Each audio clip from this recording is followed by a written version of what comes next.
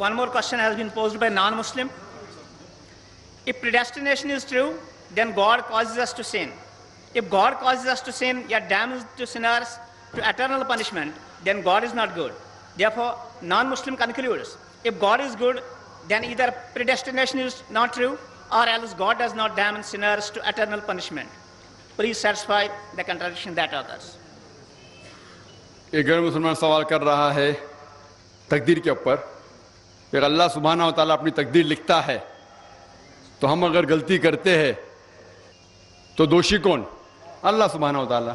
اگر میں تقدیر میں لکھا ہے کہ ہم خون کریں گے اور ہم آدمی کا خون کر لیتے تو کون ذمہ دار؟ اللہ تعالیٰ. آدمی کو کیوں ذمہ دار کرنے کا؟ اگر تقدیر میں لکھا ہے میں چوری کروں گا، میں غلط کام کروں گا، تقدیر میں لکھا ہے کہ میں جہنم میں جاؤں گا تو جاؤں گا، تو کس کی غلطی؟ میری کیا غلطی؟ اللہ کی غلطی.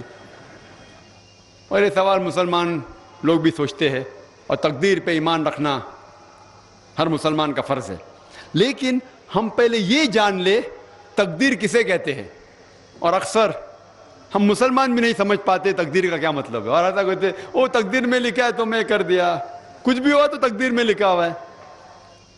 محنت نہیں کرتا ہوں میں، وہ تقدیر میں لکھا ہے کہ میں غریب رہوں گا. یہ تقدیر کی کیا معنی ہوتی ہے؟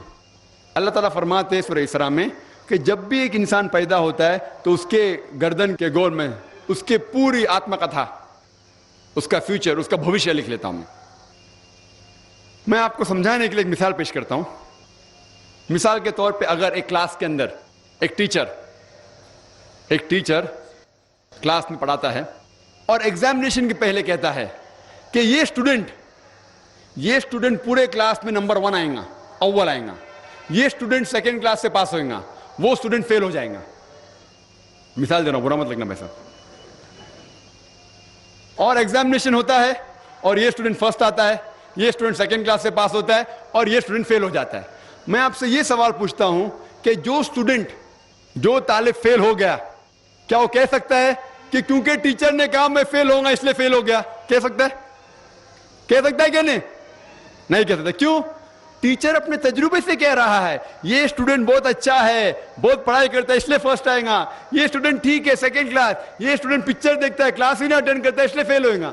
تو اپنے تجربے سے وہ بھوشیہ کے بارے میں کہتا ہے. لیکن وہ اسٹوڈنٹ نہیں کہہ سکے گا کیونکہ ٹیچر نے مجھے کہا میں فیل ہوں گا اس لیے فیل ہو گیا. دوشی کون؟ وہ خود اسٹوڈنٹ کہ اس نے پڑھائی نہیں کیا.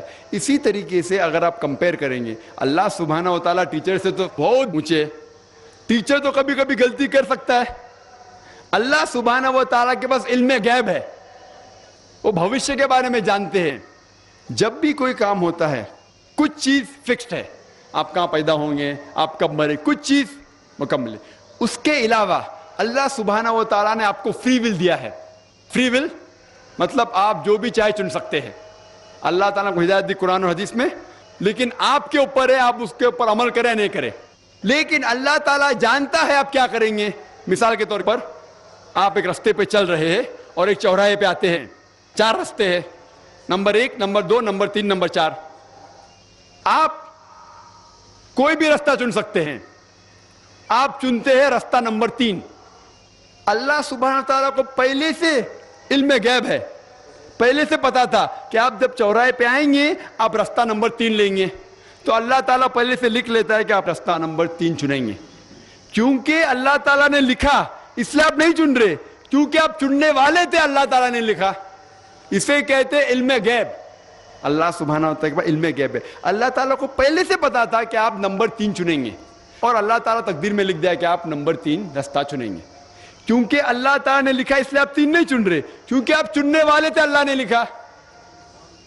اور ایک مثال پیش کرتا ہوں. آپ نے 10ویں پاس کی، 12ویں پاس کی، آپ ڈاکٹر بھی بن سکتے، آپ انجینئر بھی بن سکتے، آپ لائر بھی بن سکتے. آپ چنیں گے ڈاکٹر بننے کے لیے. اللہ تعالیٰ کو پتا ہے کہ آپ جب 12ویں پاس کریں گے تینوں چیز آپ بن سکتے ہیں. آپ ڈاکٹر بھی بن سکتے، انجینئر بھی بن سکتے، لائر بھی بن سکتے. آپ چنیں گے ڈاکٹر بننے کے لیے. تو تقدیر میں لکھ دیا اللہ تعالیٰ آپ 12ویں پاس کریں گے اور ڈاکٹر بنیں گے. کیونکہ اللہ تعالیٰ نے لکھا اس لیے آپ ڈاکٹر نہیں بنے، کیونکہ آپ نے چنا اسی لیے اللہ تعالیٰ نے پہلے سے لکھ دیا. آپ سمجھتے؟ کچھ لوگ کل ایگزام ہے، اچھا ہے، طالب اچھا ہے، ابھی کل ایگزام ہے, کیا پڑھنے کا, تقدیر میں لکھا ہے کہ پاس تو پاس, فیل تو فیل, اور وہ نہیں پڑھتا ہے اور وہ فیل ہو جاتا ہے. تقدیر میں لکھا ہوتا ہے یہ آدمی پڑھتا تھا تو پاس ہوتا تھا, لیکن اس کی سوچ بھی ٹیڑھی تھی. اللہ تعالیٰ نے لکھا ہے تقدیر میں یہ شخص اگر پڑھتا تھا پاس ہوتا تھا, لیکن اس نے سوچا کیا پڑھوں میں, تقدیر میں لکھا نہیں پڑھتا فیل ہو جاتا ہے. تو دوشی کون, اللہ یا وہ خود؟ تقدیر میں بھی لکھا ہے وہ پاس ہو سکتا تھا لیکن وہ نہیں پڑھتا اس لیے فیل ہو گیا, فیل ہو گیا. پھر بولے گا دیکھو تقدیر کو تو میں ٹال نہیں سکتا ہوں. اسی لیے وہ کہاوت ہے, علامہ اقبال نے کہا ہے, خود ہی کو اگر اتنا بلند کیا, تقدیر کے پہلے خدا اپنے بندے سے خود پوچھے بتاتے ہی رضا کیا ہے. اور حدیث میں آتا ہے کہ دعا تقدیر کو بدل سکتی ہے. مثال کے طور پہ اگر آپ جاتے ایگزامینیشن میں اور آپ کا پیپر اچھا نہیں جاتا اور آپ جانتے کہ آپ فیل ہوئیں گے, آپ گھر پہ آتے اور دعا کرتے اللہ تعالیٰ سے, یا اللہ سبحانہ و تعالیٰ میں نے پیپر میں اچھا نہیں کیا, مجھے پاس کر لے.